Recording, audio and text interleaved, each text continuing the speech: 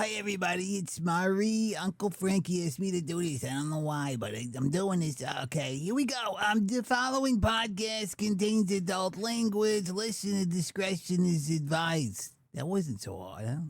Le bon mot. Les mots français pour la qualité. What's happening? I don't know. Welcome to Pixels and Puppets, the Operation Puppet podcast, the only podcast to combine the subjects of gaming, tech, media, and puppets for no easily explainable reason.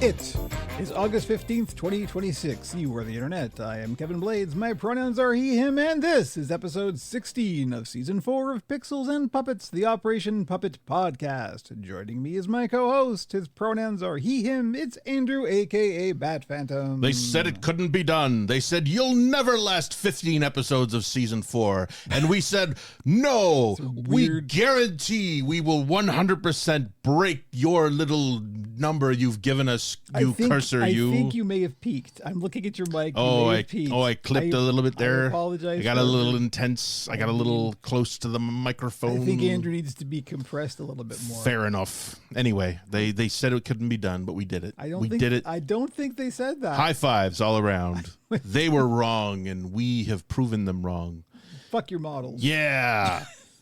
I got your algorithm right here. How you doing? Andrew's been away. I've been out east for a week with visiting my mother and my family out east in the dark region known as Halifax, Nova Scotia.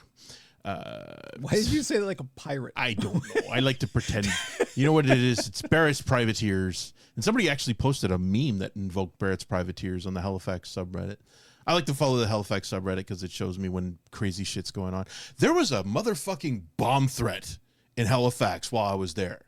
Somebody actually set up a car and had a kerosene tank and vials that looked like a bomb, and they called in a bomb threat to the U.S. consulate that was in Halifax, and they evacuated a huge chunk of the downtown area. I actually saw a headline about that or something. Thankfully, it wasn't a bomb, but he sure as hell wanted it to look like a bomb.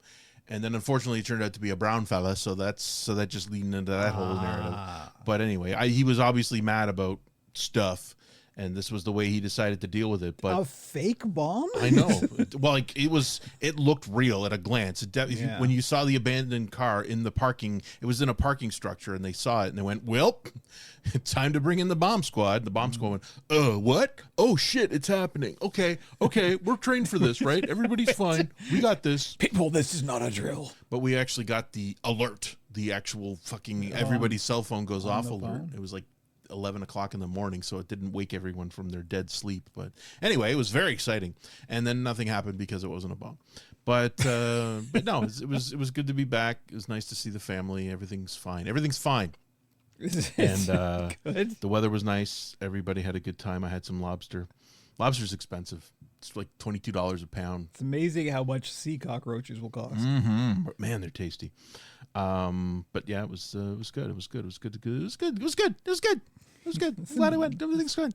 Really, really trying. Mm-hmm. I appreciate it. All right, good. So yeah, we're doing it a day later than usual because of the travel. Yeah, but I landed yesterday. It would have been I would have had to. It may have been, if you were like sleep deprived and jet lagged. I would have had to have come here directly from the airport. Would you have been jet lagged? Was it? No. It's only an hour. Zone? It's only 2 hour flight, and it's a 1 hour difference. So if anything, it was a 1 hour flight coming back.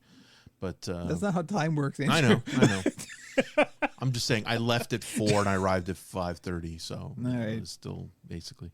But man, it is incredible how the logistics are for aircraft, because going out and coming back, both flights absolutely packed to the gills.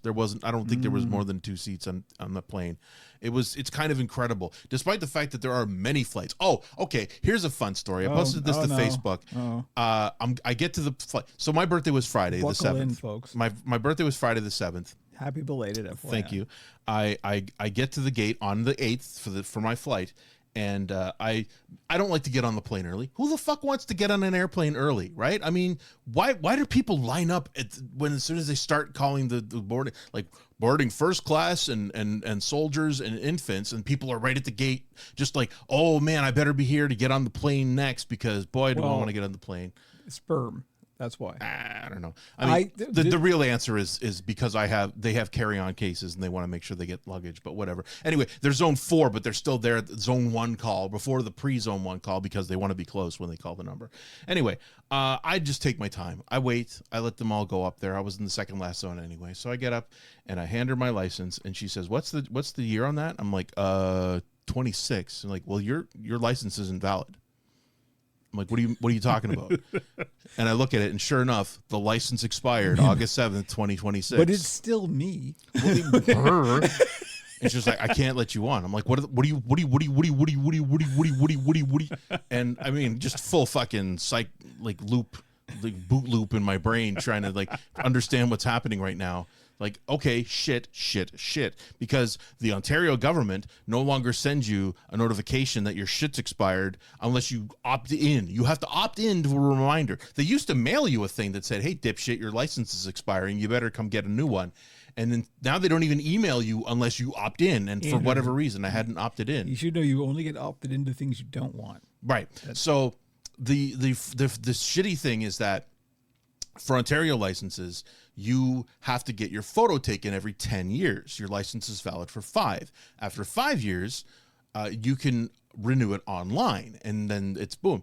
So if it had been a 5-year buffer, I could have renewed it online. She would have said, okay, you're fine, and that would have been it. And when I got on the plane coming back, I would have had the email saying it's been renewed, everything's fine. They would have went, okay, phew, man, because clearly you would have otherwise been a scammer who got a hold of this person's identification and face and turned into this person to get on this aircraft. God forbid.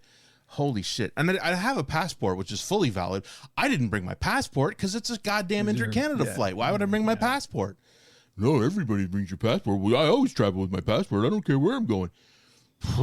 Anyway, so they're like, and I tried to renew online, and she's like, we got to close the gate. I'm like, could you give me 5 minutes? And I finally get into the site. I'm doing the thing, and it says, nah, man, can't renew. You got to get your picture done. And I'm like, well, and she says, I can put you on the 2 o'clock. I'm like, okay. That was 2 hours away. I was kind of shocked that they very immediately said, we can put you on the next flight, which is at 2 o'clock. And luckily, my roommate was working from home and had the ability to grab my passport and come to the airport to give it to me.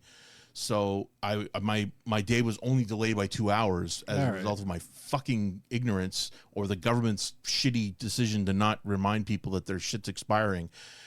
So in the end, Jesus, Murphy. So it worked out beautifully.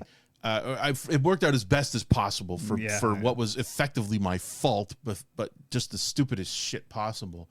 So I got my passport. I got in. There was no big lineup for security. When I got my passport, I also had my Nexus card, which lets me bypass the security line or get into the more different security line. So I was able to get in, and there was no giant rush, and I got on the plane, and that plane was full as well, because all these planes are full, which comes back to my original observation. They have to be. And yeah, so, it was just so enervating, just it's the dumbest shit, so my message to you, dear listener, is make sure your identification is valid, and if your license is coming up for renewal, maybe do it a little early. Maybe check. Maybe just say, "Oh, snap! It's due in 6 months." Maybe you'll get it done now, since Andrew mentioned it on the Operation Puppet podcast. Yeah, and that will save me. My passport's actually expired. I gotta. There you go. So, but where do I go? Look! You say that. You never know. I do. No, I know. Yeah. I actually know. No. You never know. What do you think is going to happen? Magical thing. People make offers, like they love your puppets. Maybe they want you to fly out to England to help with the puppet thing, or I don't know. I'm just saying, anything can happen. Anything can happen. Get a passport. Have another message to everyone. Get a passport. If you don't have a passport, get a passport. You should always have a passport in case magical things happen and you get the opportunity to travel. I know many of you are in a situation where you don't think that's possible. Anything can happen. At least have a valid passport, and be prepared for fun things to happen in life. Just do it. So anyway, get your goddamn license renewed if you can. and don't be me. Don't be me. Don't be me. It was the most engagement I've had on Facebook in years when I posted that message, and everybody was just. There wasn't a lot of clowning. Everybody was very, oh my God, and the reason I posted it was to say, don't be me. Just and I hope that at least one of my friends or family saw that and went, oh shit, and realized that they have to renew their license. That would have been worth it. And again, the impact on me was minimal, and I'm glad for that. I do have an example of "Don't Be Me," but we'll save it for the puppet pit. All right, fair enough. There's a thing happening, but maybe there's the title of the podcast. Don't be me. Don't be me. Well, that sounds like Back to Kevin. Sure, okay. That was what Andrew did. What I did was last week, the guest spot that I did on the Hey Kiddo podcast went up, and it is available. The link is on the show notes, and it was delightful, and I would absolutely do it again. I tried not to talk over the three delightful young people who are the hosts. You say young people. Well, younger than me. Okay. Anybody younger than me is a young person. Fair enough. All right. Just wanted to make sure that these weren't like tweens or something. No. Hey, Mr. Blades, we really love having you on the podcast. Puppets, huh? No, it wasn't like that. They're all Adults, but definitely young adults.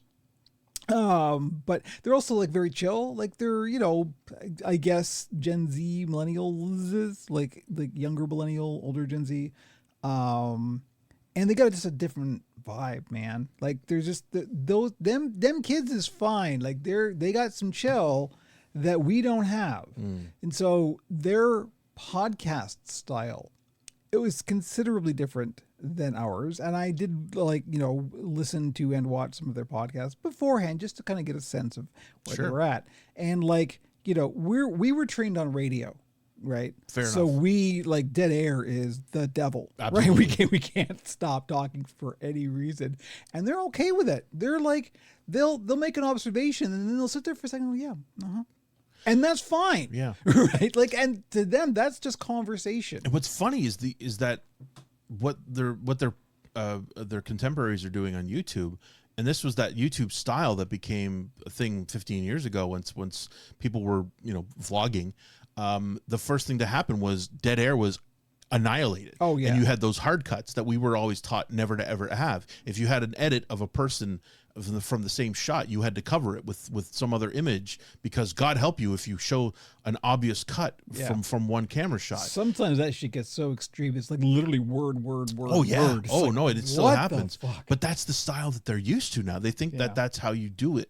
And now it is. I've seen it some now where they'll actually edit in an Wow. Like, what?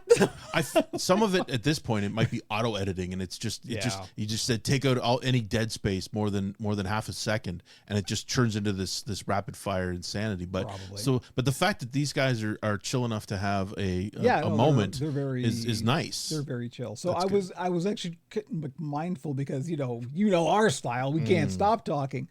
Fair enough. But point in favor now, as you can tell. But so I would try to be mindful of just giving them a space where they can say things, right? Because obviously I'm there as the guest; they're interviewing me, and plus it's online, so there's always going to be a little lag.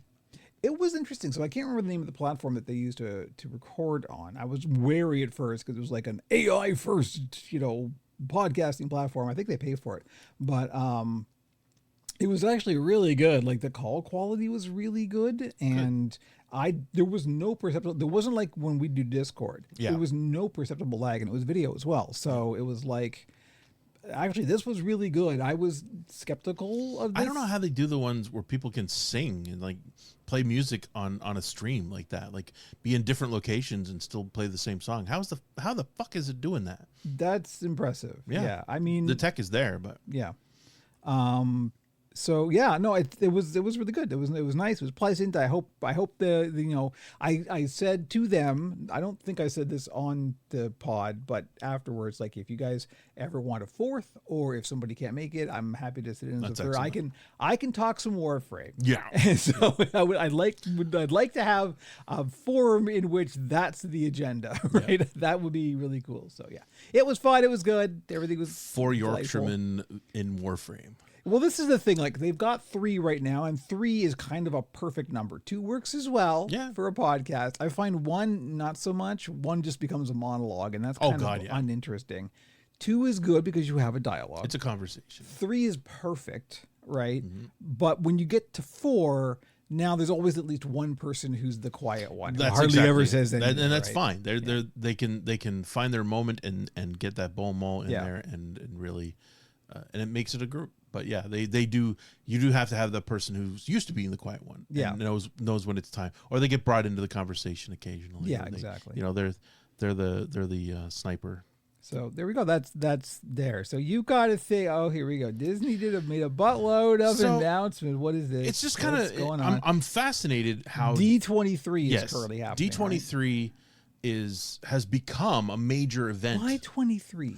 Oh, it's a Disney legacy thing. It's a reference to a Walt thing. I'm not gonna.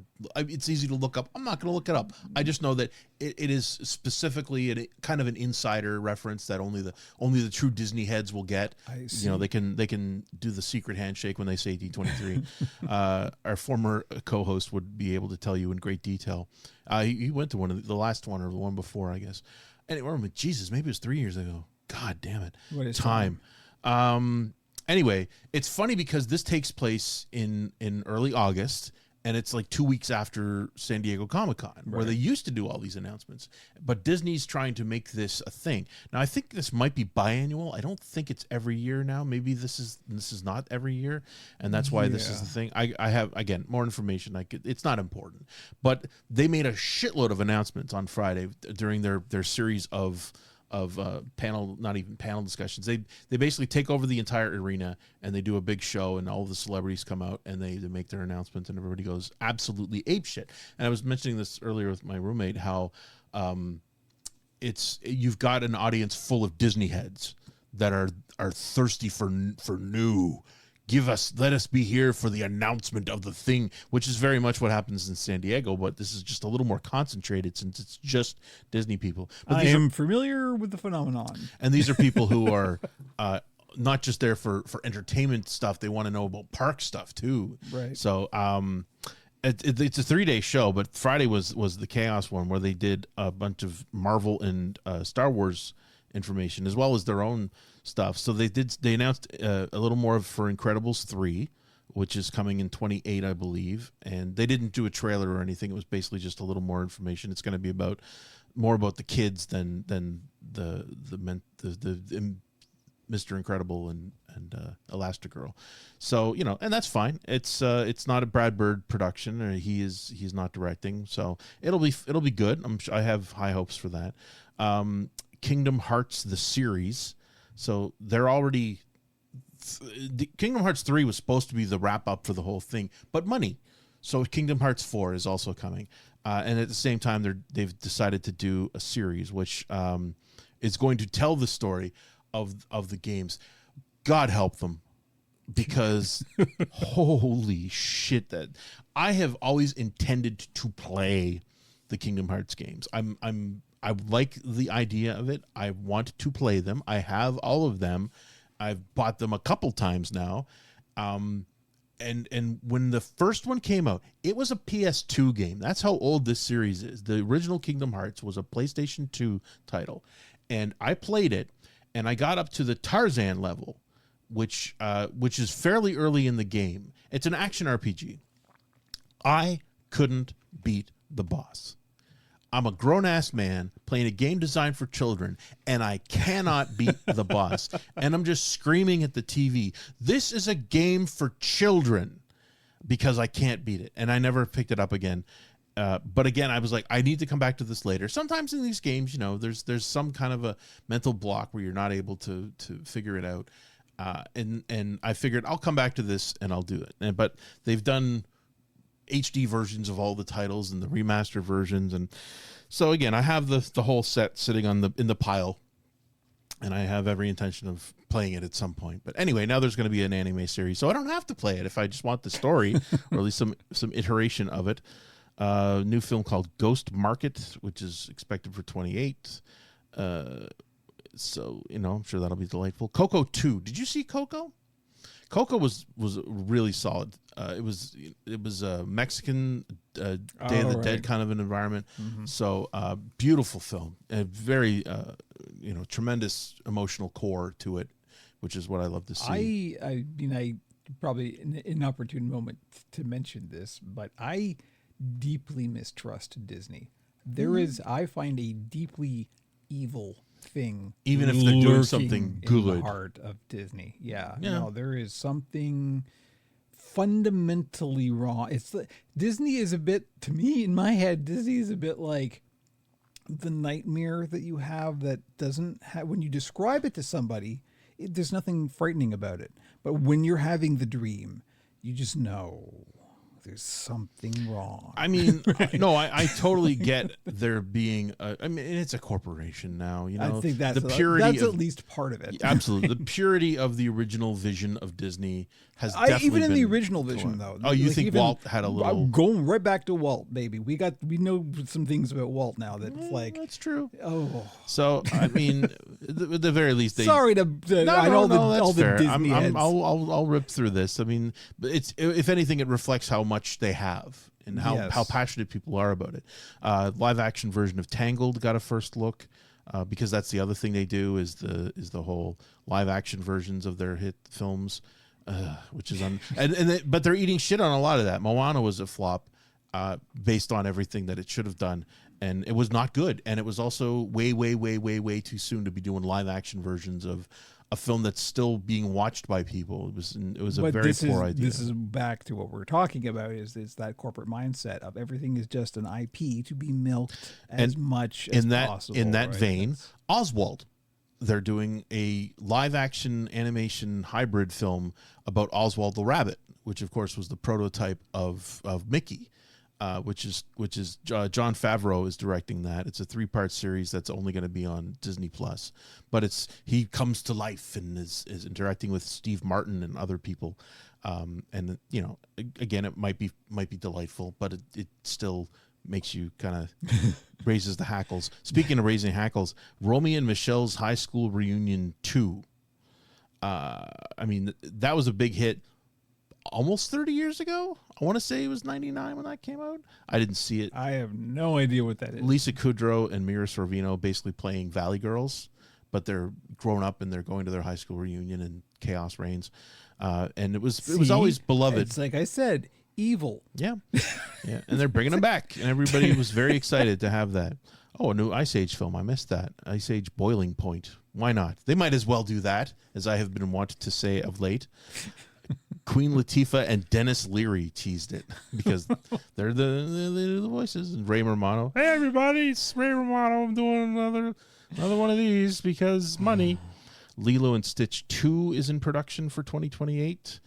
Gato, an animated film, which has some craft to it at the very least. It does look great, about cats in Paris. I believe it's Paris. That's a Pixar release. So in the live action Marvel stuff, they've been so odd about the new X-Men film, partly because it is directly after or as a result of the events of Avengers Doomsday, and I assume also Avengers Secret War. At the very least, it's a reboot. They're completely restarting X-Men with a new cast. And they announced a bunch of the cast for it. The only recognizable face aside from the other ones they've already announced is that they finally got Adam Driver. Adam Driver had said recently that he's got a regular thing in his house. I don't know if it's annual, but he said every year he does a Zoom call with Marvel, and they pitch him characters that they want him to play, and he just politely declines all of them. And then the next year they do it all again. And I guess this year, either he needed a new house or he was just tickled by the idea of playing Mr. Sinister from the X-Men series. Oh fuck, the IRS is on to me. Yeah. Have you watched X-Men or read any of the X-Men comics? None forever. Okay. Mr. Sinister was one of the later creations, and he's going to play him, who's the big bad for the new series, I guess. Maybe they're not even going to have a Magneto at this point. I don't know. Maybe they haven't already announced who it's going to be. Anyway, most of the cast is kind of unknowns. Indy Navarrete from Obsession, which was a massive hit this year. She's playing Rogue.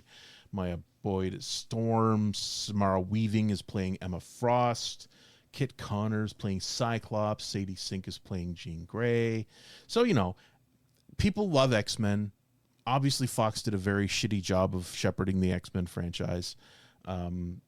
So this is finally, I assume, Fox is Disney now, so it's completely controlled by Marvel, so there's not going to be any of that bullshit. It's coming out May 5th, 2028. 2028 is turning out to be quite the year, but that looks, it's got a lot. Star Wars Ahsoka Season 2 trailer, which I didn't even think was happening, but evidently they made it, and it looks very expensive. Lots of, General Thrawn is the big bad still, and there's a lot of space battles promised as well as Jedi shit. So I loved Ahsoka.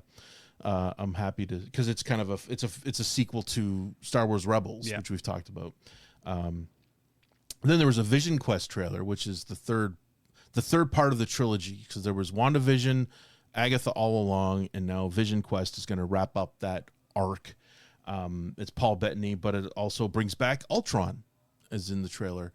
But the amazing thing is that because his story takes place in Vision's head, he's kind of letting these people exist. So Ultron does live in his head, but he shows up as Ultron, and then he yells at him, "Human avatars only," and he turns into James Spader. But James Spader has a Jack Black beard, just this giant bushy beard. It just looks insane. So it's just James Spader being himself, but is and also also having saving on the effects budget. So. Yeah, exactly. So that it could be a lot of fun. I've enjoyed both elements of that. So, and Paul Bettany is great. So I'm very hopeful for that series, and that's coming soon. I think October 14th. That's coming out. Star Wars Starfighter, the next major theatrical release. They gave a quote first look. That whatever it was has not been put on YouTube, so I don't know if it was a scene or if they just had Ryan Gosling come out and go, "Hey everybody, I'm gonna be in a movie." Like X-Wings, right? Yeah. I mean, the fact that people have cell phones and recorded what was being presented on the screen and posted it to the internet. If they're gonna do that, put the fucking trailer online. Just don't. What are you doing? Don't let that be people's first look at the goddamn movie. Anyway, they haven't released the trailer, so we want this to be important and fun for the people that are here. I remember when that thing was announced forever ago. Starfighter? Yeah. Yeah, I guess it was 3 years ago or so. They would have. And who was it that was the director of? Oh no, you're thinking of Patty Jenkins. Yes, she was doing Rogue Squadron. Okay. That was backburnered. That's done now. Yeah, that's probably not going to happen. That's living on a farm up north. Or its forward motion depends entirely on Starfighter's success. I see. Starfighter. So what the hell is Starfighter? It's a standalone. They haven't said when it takes place, but have they shown a ship? I don't. Well, they probably have at the show. Have they shown a starfighter? There was a single image. The only image that they showed was Ryan Gosling and the young gentleman who was his co-star. So it's yet another young wolf and cub kind of a scenario, I'm sure. But they haven't shown any of the action. I don't know what they showed. Are they wearing a pilot suit? Kind of. He's kind of a rogue, I assume. I don't think he's like a rebel starfighter, but anyway, it's coming out in 2027. Because Starfighter would imply Old Republic era, right? It could be very old, and they're still being coy about it, so it might be some very old shit. I'm happy. His logo, they gave him a jacket, and on the jacket is his character's logo. It's an upside down rebel symbol with a thing on the bottom, so it kind of looks like a skull. So I'm not sure what that's about. Mm-hmm. Anyway, I'm intrigued. I'm happy for it to be good. Sean Levy is what is the word I'm looking for? He's a very successful director. He's had most of his work. Lots of things are successful up until recently was frustrating, but he's getting better. People love working with him. Ryan Gosling had such a great time working with him on this that he's doing his next big project too. So he's he at least works well with actors. So anyway, I'm happy to see that. Zootopia 3 was announced. Oh, what a shock! They're making a sequel to the movie that grossed $1 billion. What are the odds? And then they had a new trailer for Avengers Doomsday, which was much better than the first one. Because that I don't know if you saw it. The trailer for Doomsday was not good. I am so unbelievably checked out of all of that stuff. Totally that I'm get like, I can't imagine what it would take to make me care. Yeah, like we've talked before about how I am not excited about what they're doing. I feel like this is all very reactionary. The new trailer looks much better than the first one. Again, I'm still very not invested in this. I'm going to be there day one just to be there, but I've been thinking about this Yep. side of it a lot lately, and I think this does tie into the discussion, is that when you get to a certain age/realization, right? And the thing is, it's always been this way, so I don't want to paint this like it's a new phenomenon. But when you understand that all of these things, all of the things that you are a fan of, are to the corporation just another revenue stream, right? It's another. It's the content fire hose. It's the slop mill. Yep. It's right. It's all that. And once you realize that that's the agenda, right?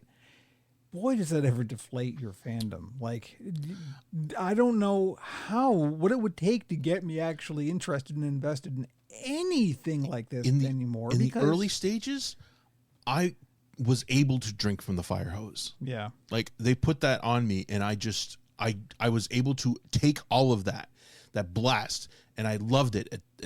But if it's a fire hose, and eventually you start to choke on it. I think the other thing for me is, and this is also the reason why I stopped reading comics, right? Or at least like, mass market comics, Right. is that there can't actually be stakes, Right. right? You can't, kill off Batman, Right. right? Because he's our linchpin, revenue stream. You can't end that. So ultimately, how are you supposed to get emotionally invested in something that there can't possibly be actual stakes in? Right. Right. And there's always going to be a next thing. And in that world, if you kill off a character, it has no impact because the audience just goes, you're just going to bring him back. Yeah, exactly. Like this is either the end of this character's arc, or it's just or you're gonna undo this. You're gonna, now they could say, oh, you're just gonna multiverse it. Yeah, exactly. Now I mean, the multiverse. we used to say clone. There was always a clone. Like, Tony Stark died at the end of Endgame. That was that. It was the end of his arc. Everybody wept. It was beautiful. It was a great ending. And then when he pulled that fucking mask off and it was Robert Downey Jr. playing Doom, it almost undid all of that. Yeah.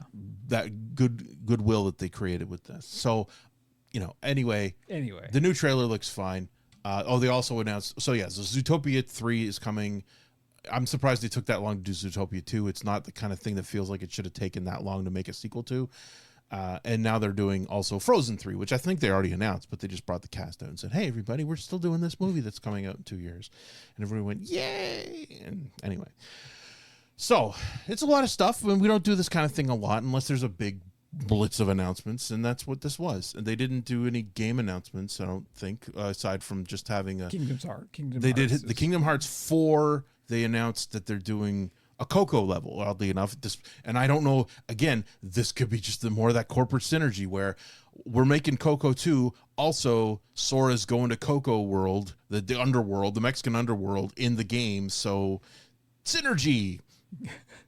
Anyway, it's a lot. It's a lot. Yeah. And some people care a lot and some people don't. And most people are happy to just enjoy it when it comes out. Oh, is that out? Cool. I'll get tickets for that eventually, or I'll wait till it's on Disney Plus, or I'll pirate it like a good boy. Piracy is, of course, always a reasonable option because these corporations are not good people. No, they're not. They're really not. So anyway, that was a fire hose of content from Disney Plus, and I know Kevin doesn't care, but I wish I did. I don't know. But... I don't wish that you cared. I wish that they were doing a better job of making people care, and that it didn't feel like content. Here's the content. That is, if these films were coming out and they were like gangbusters, I will say I don't think I mentioned it. The new Spider-Man, fantastic. It's great. It's a great comic book movie. I am genuinely shocked at how much money it's made, to be honest. I Well, assumed everyone was just like, oh, here we go again. Let's also be clear. Ticket sales versus box office. Like, yes, it's $1 billion movie, but the actual ticket sales are like half of the previous films because everything's expensive. The tickets are much more expensive. And what's very shitty that I think I may have mentioned is that many of these screenings are 3D. And I don't think anybody is going, oh, make sure you get the tickets for the 3D show. Yeah. And what another frustrating thing is that for a while they were alternating. It was like 2D, 3D, 2D, 3D. So the 6 o'clock show, the 7 o'clock show would be in 2D, and the later one would be in 3D or whatever. Now, for the recent releases, so Spider-Man, the matinees are 2D and the evening shows are 3D. And they actually, they've done the same thing for Doomsday because they're already selling tickets for Doomsday, which doesn't come out till December. The matinee shows are 2D and the evening shows are 3D. I bought tickets for the 2:30 show on the Thursday because I will just take the fucking afternoon off and go see that shit. And I don't want to have the fucking glasses on to watch a very dark film, even though it's going to be in infinity vision, as we talked about before. Yep. So I'm not happy that they're pushing 3D again because nobody says, oh, great, it's in 3D. Everybody is handed those glasses and they go, oh, it's 3D? Okay. And then they just put the glasses on and enjoy it. And then sometimes it does cool shit in 3D. But for the most part, you're watching a fucking movie with sunglasses on and it's bullshit and it shouldn't be done. And I'm very, very disappointed that it has been pushed so hard. Well, but money. They have to. They invested that money. Yep. And this is why the AI isn't going away anytime soon. Nobody wants it, but Cineplex wants that extra $3. It doesn't cost them $3 to present it in 3D. Those glasses are not $3 fucking. What are you going to do? Not watch the movie? Exactly. Or not watch it in 3D. I mean, you can. I will say, if you are very passionate about this, you can hack a pair of 3D glasses into a 2D pair of glasses. Basically, you're just filtering out one of the two projectors, and it will kill the depth, but it doesn't necessarily help with the color or the brightness. The brightness is the problem because they're splitting the power of the bulb in half by alternating the images, so it's darker.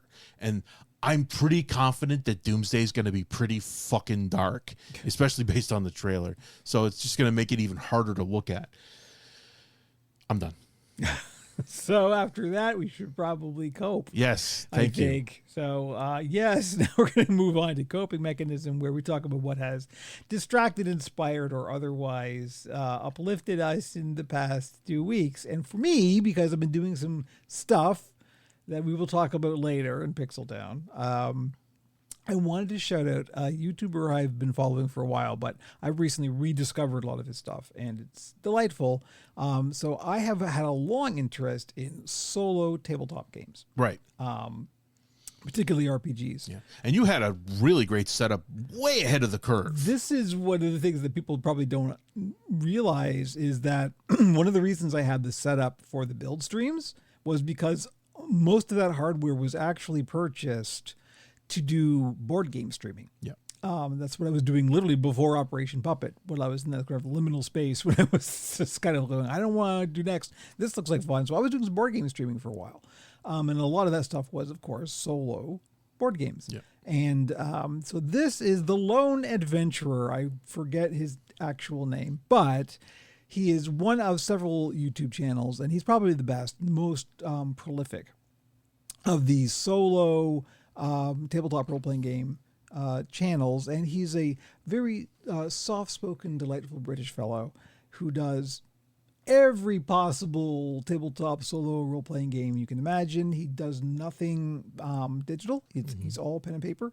So it's lovely and analog and everything. And he has a delightful demeanor, and it's very pleasant and it's ASMR, but for people who don't like ASMR, I guess. So he's rolling the dice. He's rolling the dice. He's got pen and paper. He's dunk. showing you the book, and it's like, it's there's no digital dice rolls. No, none of the digital stuff. It's all analog. So yeah, that's my shout out. The Lone Adventurer. Excellent. What you got? I'm late to the party on the Sheep Detectives. It is. And there's no link, so I don't know what. I didn't put an IMDb link. Most people are going to be aware of the Sheep Detectives. This was a sleeper hit when it came out. It was released theatrically earlier this year. The word of mouth on it was bananas. The people that saw it completely fell in love with it and told everybody, go see this movie. It's so good.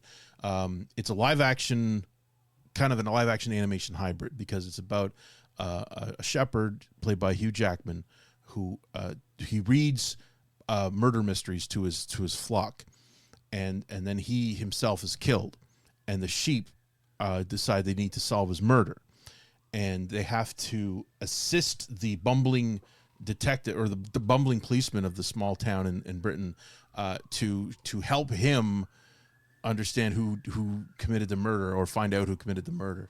And it is a goddamn delight. It is just such a solid, entertaining film. So we made a movie. We did a movie night. My last night in town, and my aunt came over and her husband, and we watched, and my mother and her partner watched the film. And I think they were like, oh, okay, sure, we'll watch this movie. Just like, fuck it, whatever. We're old. We don't have anything better to do. Sure, let's watch a movie and get some pizza. But I knew, based on everything I had heard, that this is one of those films that very quickly grabs you, and you fall in love with the characters, and it's a great story. So, it's informed by like Agatha Christie kind of stuff, because they talk about the rules of the murder, and it's so fucking good. It's a great movie. It is currently on Prime. If you're a Prime subscriber, it's on there, no extra cost. If you haven't seen it, definitely fire it up. It is a delightful film. It has great heart. Amazing emotional core to it, which I keep coming back to, because more and more people, and it's a reflection of what people are really coming to in these films. People want these stories. They want to have a true emotional connection to these characters, even if they're sheep, because everybody's got their own little personality. There's some amazing vocal performances. They got major actors to play them, like Julia Louis-Dreyfus and other. Jesus Christ, I'm totally blanking because I'm not looking at it. But anyway, it's a great cast doing all the voices. Emma Thompson is one of the live action actors, and she's always great. Anyway, it's such a great, heartwarming, funny as hell, but it gets you at the right time, and it's such a great movie. It's such a great experience. And what was really funny was the credits start rolling, and of course they try to make you stop watching the credits because you need to watch more content. We need the fire hose is continuing. Mm-hmm. I'm like, no, watch credits. The story. So the screenplay is credited to Craig Mazin, who did he's the showrunner for The Last of Us. Very different vibe, obviously. Mm-hmm. But he also worked on The Minions. Like, it's insane, this guy's background. So he knows what he's doing. Or at least the director worked on Minions. I think Craig is just the writer. The original novel that it's based on a novel. It's German. And I was just, I'm like, yeah, partly that makes sense, but also, what? The story is actually German, and they set it in Britain instead. And then they cast an Australian dude as the shepherd, because of course they did. Yeah. But it's a very much an international cast, and it is just, and again, I think the German sheep would have a different vibe. Yeah, there are French. The shepherd has been murdered. There are French sheep as well. So, but if you have Amazon Prime, definitely fire it up. I mean, it's currently, when we watched it on Thursday, it was number 5 in comedy, but it is a guaranteed slam. I mean, unless you have no soul. If you have no soul, you're probably not listening to Operation Puppet. But it is very much, if you've heard of it and you're like, oh, that, or it's funny how dismissive people are, because when the trailer would come up in theaters, people would go, what is happening? Like, I'm watching Hugh Jackman, and then these sheep are talking to each other. Like, why is this airing in this film that I'm currently watching? This is kid shit. But then even at the end of the trailer, you're like, oh, okay, no, I see what's going on here. And it is, I guarantee you will be fully entertained, and there's a good chance you will have a tear in your eye at certain. One of those certain films points. you don't expect to be as good as it is. Absolutely. Gotcha. So that is definitely my recommendation if you're looking for a coping mechanism this week. Lovely. All right, we're going to take a quick break, and we will be back with the Puppet Pit.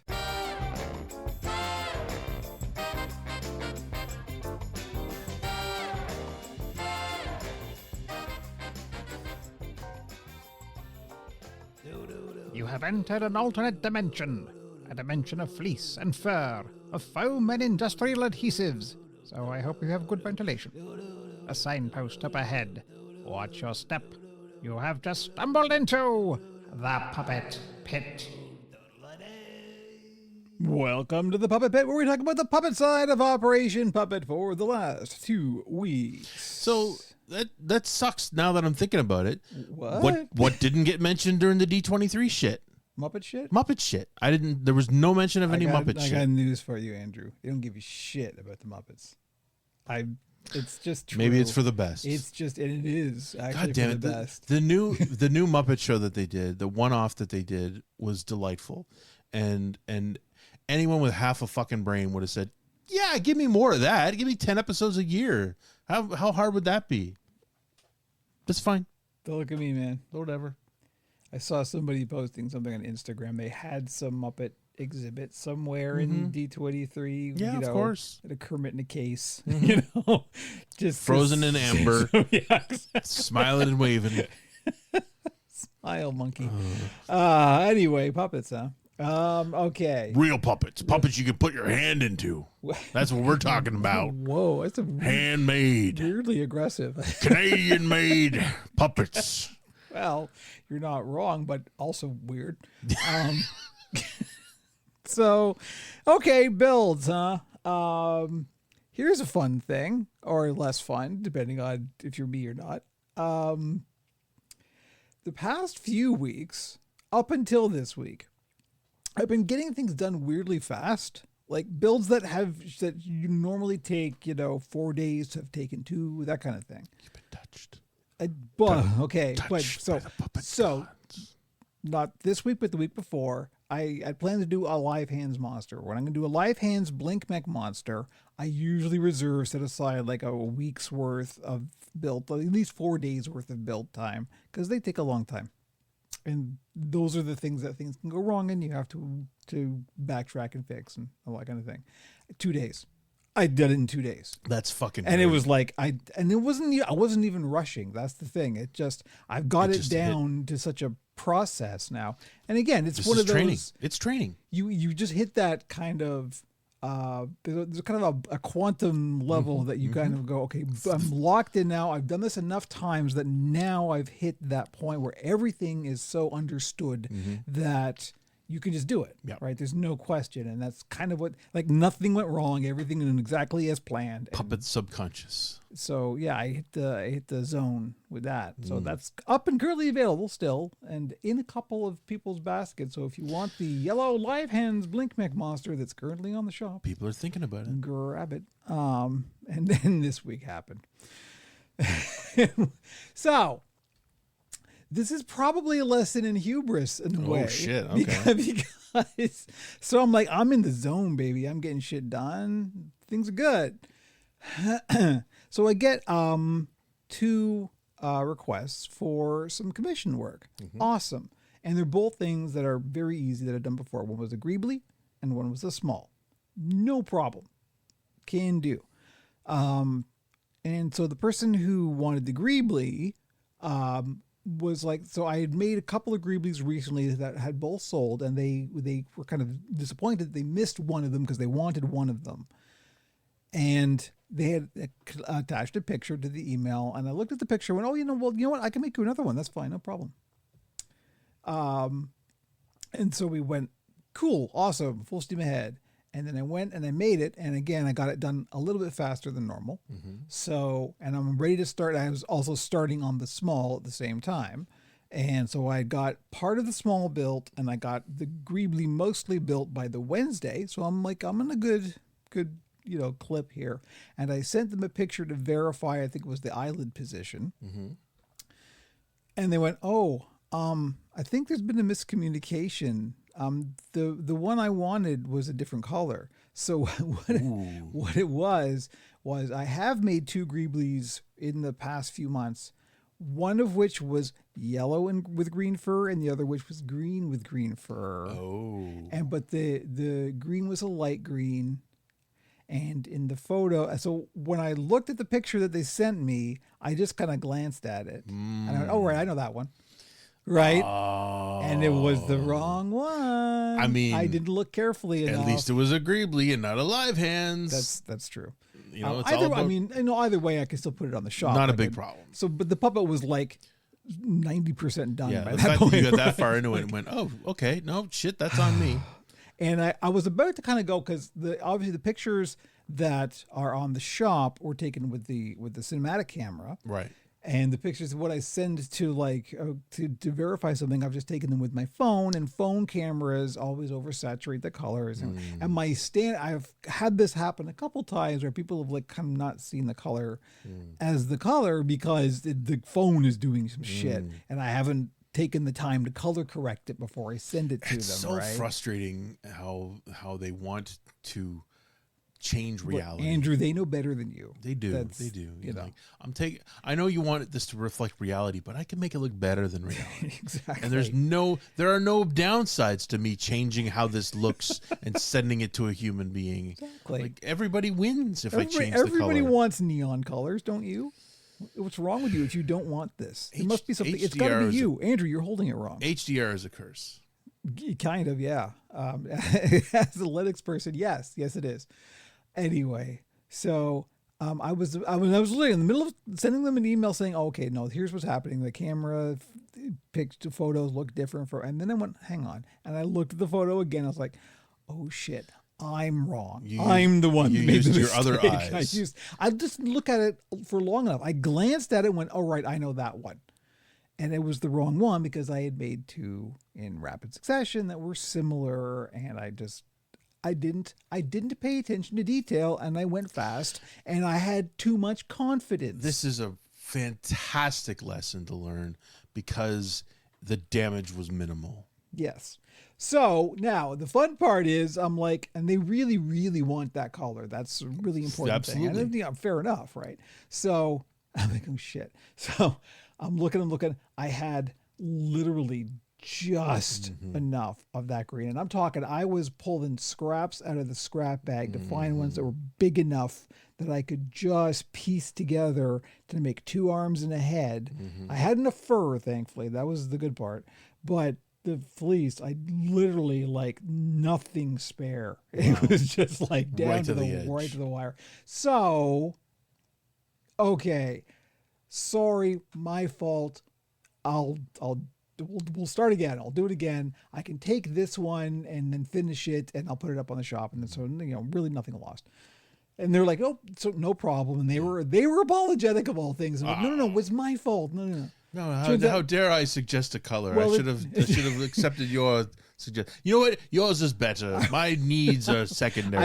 I found out later that they're from the UK, so so they would have a Canadian talking to a Brit, right? So it's of course we're gonna. It's grand. It's grand. Yeah. So so I start and then while I'm starting on the correction, which I assume now is going to push into next week, the person who commissioned the small comes back to me and says, "Oh, sorry, I just had a problem with my payment account. Can we put this on hold? Can we pause this?" And I'm like, "Okay, Absolutely. No problem. It's just a small. It's not that big a deal. So sure, no problem. You let me know when you're ready to go. I've got part of it built already." So it's like, all right. So now I have a little bit of time freed up. So I go on Thursday and Friday. I go hell for leather. So I guess actually my luck is holding because I finished it. Exactly. You still finished it in the window that it would I have, literally, the historical window. I basically started. All that was used from the original was the eyelids. Right. So That's great. That's it. So yeah, I mean, that's funny that your situation was very similar to mine, where I was mildly inconvenienced and you know, I had to rely on the assistance from my associate to get what I needed out of it, but in the end the impact was minimal. Yes, I learned a lesson and I didn't have to bleed for it. I just got smacked in the face and felt the sting and went, okay, this is good. Little correction is good. We all think we're above it, and you got the slap of no, that's not the one that I actually asked you for. and what it is really is it's a full thing. Like people say, like, do as I say, not as I do, and as like, you know, because I'm always when I was doing the build streams, one of the constant lessons I was always saying was, don't rush. When you rush, that's when you make the most mistakes. But there's a difference between rushing and being in the zone and actually being able to do things faster. Yeah. But I absolutely I know what you're saying 100%. But you know, you didn't rush. It was just that, I didn't rush. If anything, you did the wrong thing faster. Well, because of because of the zone that you've been in, and you were able to do the right thing faster, and didn't suffer as a result. But that was it. Was like I was going fast because I thought I had the momentum, right? And you got corrected in a good way, and you learned a lesson, and you're now in a better place for it, which is fantastic because so many people don't get that lesson. Well, that's the whole thing about learning stuff, right? When you learn stuff, chances are it stays. Some of my family are dealing with situations where people are not learning lessons, and and you try to impart wisdom on them, and they ignore the wisdom, and it's difficult.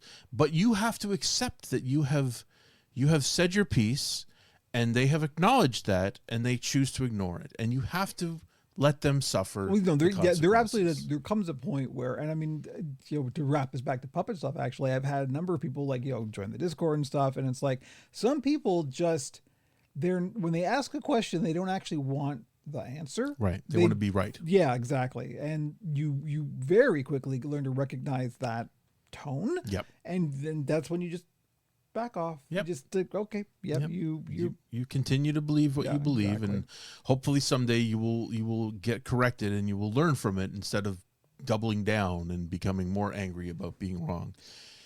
And there's nothing you can do about that. Yeah. That's the thing. Like, it's not on you. So anyway, so yeah, that's that.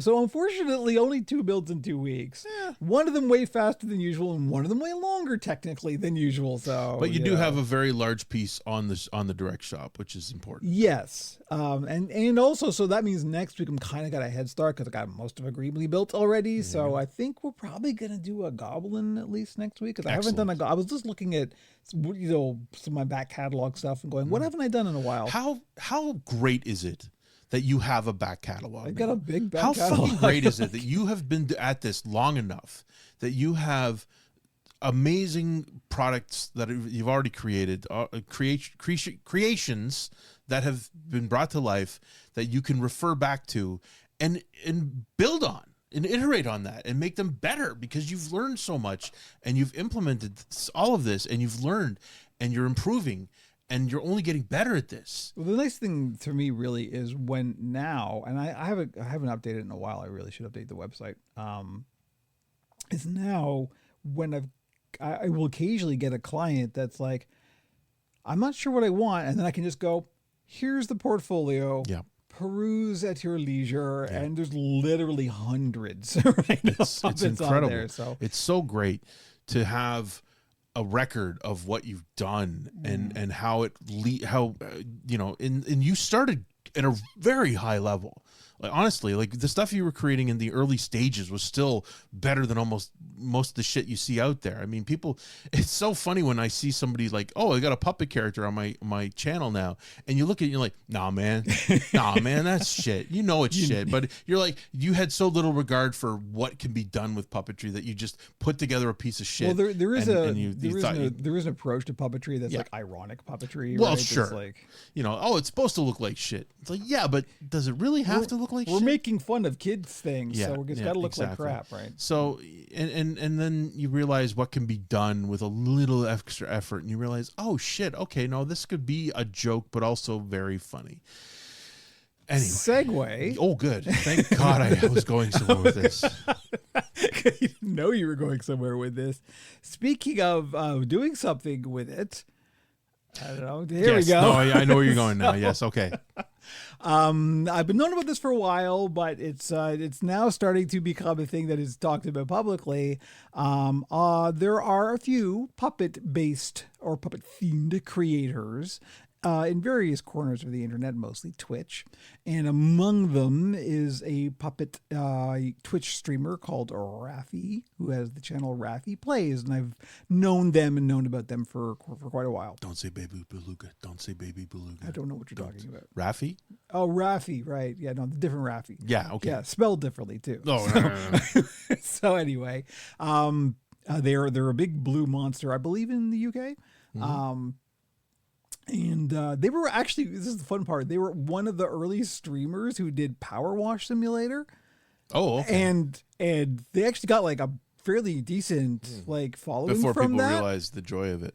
Yeah, well, and that's the thing. And so they were one of the early streamers for that, and the devs actually kind of hooked into that. And so they've got some connections there, as we will talk about in a second, because one of the things that Raffi is organizing is in September, starting on September 21st, which is my birthday, ironically enough. We're doing, I think that's a whole week's worth. Well, we're doing it to lead up to Jim Henson's birthday on the 26th, I think it is, or possibly the 4th. I can't remember. Anyway, that week of September 21st, starting on September 21st, we are doing a series of Twitch streams raising money for Sesame Workshop, which does like children's charity and children's education stuff. I mean, it's Sesame Street connected. This is the Sesame Street connected charity that does children's education and outreach and that kind of thing. And there are 13, I think, creators currently signed on for this, and I am one of them. I don't know what we're doing yet. There's been a few suggestions about like some things, but I think one of the things that's on the table is just D&D. So, sure. And so we got a whole bunch of like either puppet based or puppet themed creators or some VTubers. And Fuck me, that could be a delight. It's just a bunch of people on Zoom playing. That's basically like it. Frankie playing. So this is that. I have the option of I can come as me. I can do whatever. So I'm probably going to do the Frankie VTuber. It's probably going to be. That would be fun. Even if it's just Frankie, just on camera. Well, this is one of my problems is I can't puppeteer for that long. Oh, right. Like I would love to. Believe me, if I could, I would absolutely do like Frankie streams just as the puppet, but I can't. I literally cannot puppeteer for more than about 10 minutes at a time. That's one of the challenges of having some arthritis. Yes. Right? So it's probably going to be the Frankie VTuber. We'll see. I'll probably do a couple of them. Maybe we'll figure out a way to like drop in a puppet here or there. But so yeah, that's what's going to happen. So we've got a link to Raffi's Blue Sky. They are starting to announce some stuff. They are starting to every day. They've been announcing a different creator who's joining them and putting up like a promotional picture for it. So I've been up there too. Yeah, whole bunch of people. It's really it's great. It would be. This is just me. I would like it if you could start with Frankie and have him give an excuse why he's just got to switch over to VTuber mode. And at least that way people on the stream would at least see Frankie in action. That can be done. If for whatever reason they haven't seen the Oracle, they would at least see Frankie in action before the VTuber kicks in, and then that can happen.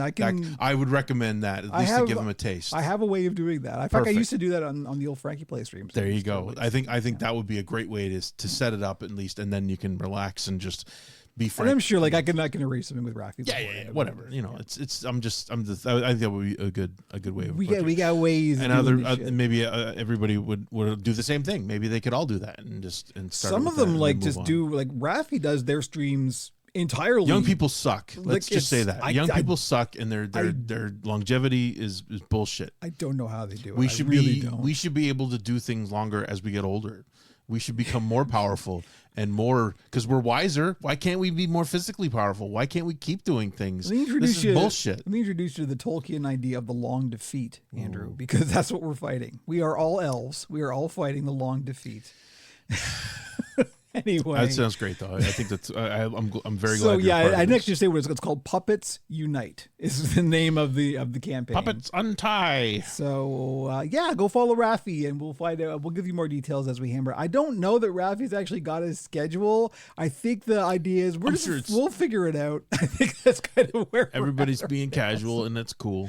yeah, so that's what's going to be happening starting on the week of September 21st. I don't know. Again, I don't know when, because I don't know if I'll be doing it on my birthday. I'll probably do something on my birthday, but I don't know what yet. What better way to celebrate your birthday than by puppetry? But among the things that are happening is we've got some game keys to give away from Power Wash Simulator 2 and Jump Space and Steep. Is that the one that you climb up the mountain?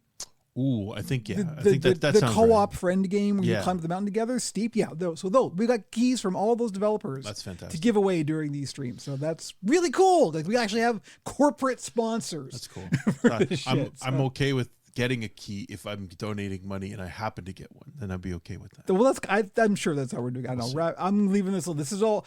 You know what's nice, and this is what was nice about doing the podcast with somebody else. Like, I don't have to run this shit. I can just show up and do it. I can do it and walk away. It's really nice. It's great. So yeah, that's what's happening next month. So Fantastic. There we go. Other than that, that's it. That's all we got. So all the links on our operationpuppet.com. Like and subscribe, join the Discord. You know all of the bullshit. Okay, we are going to take a quick break, and then we will be back with Pixel Town.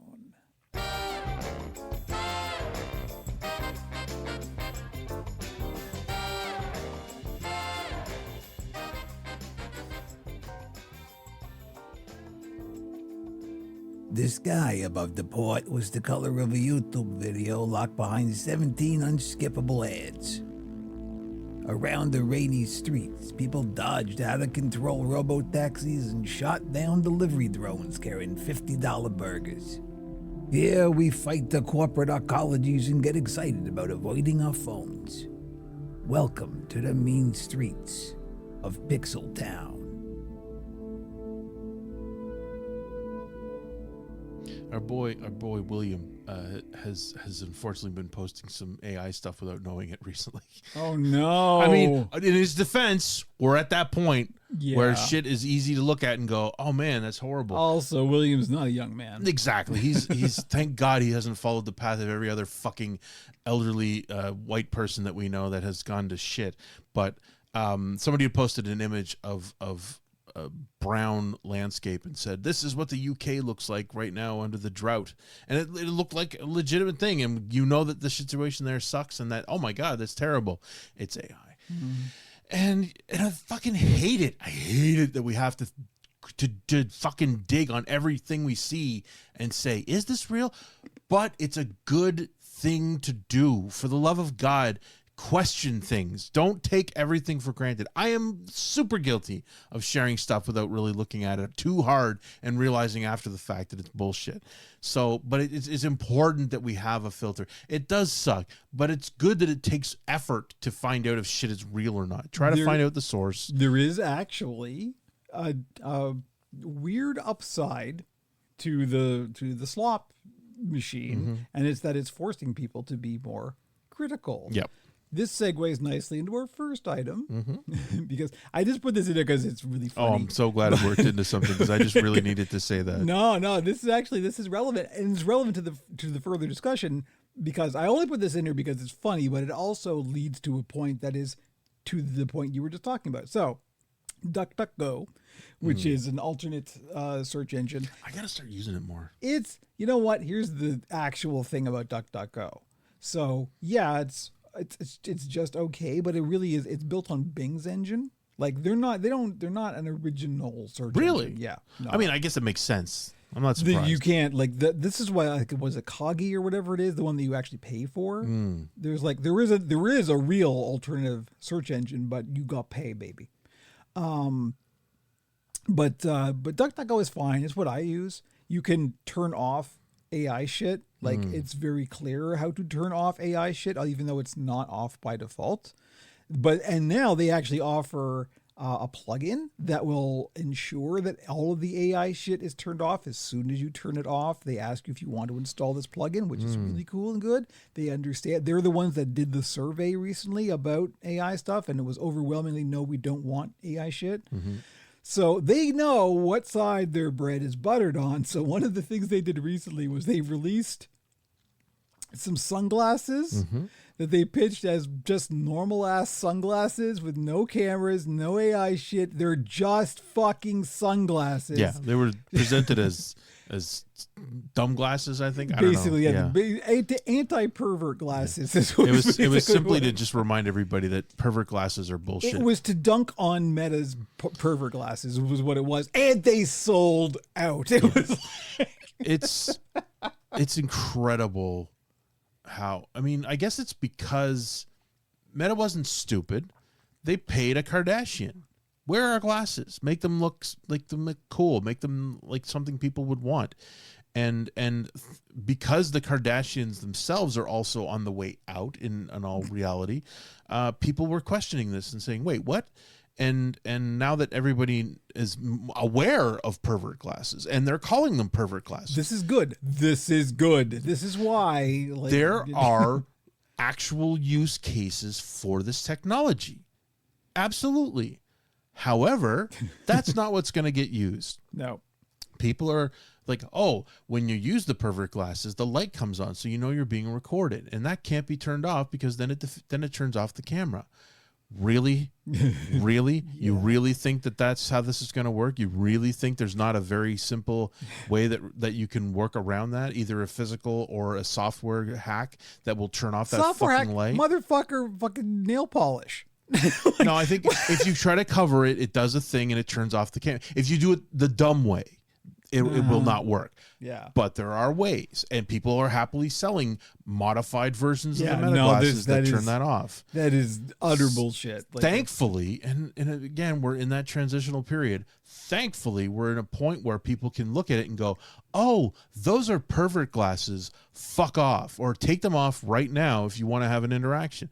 People are using them to approach celebrities a lot.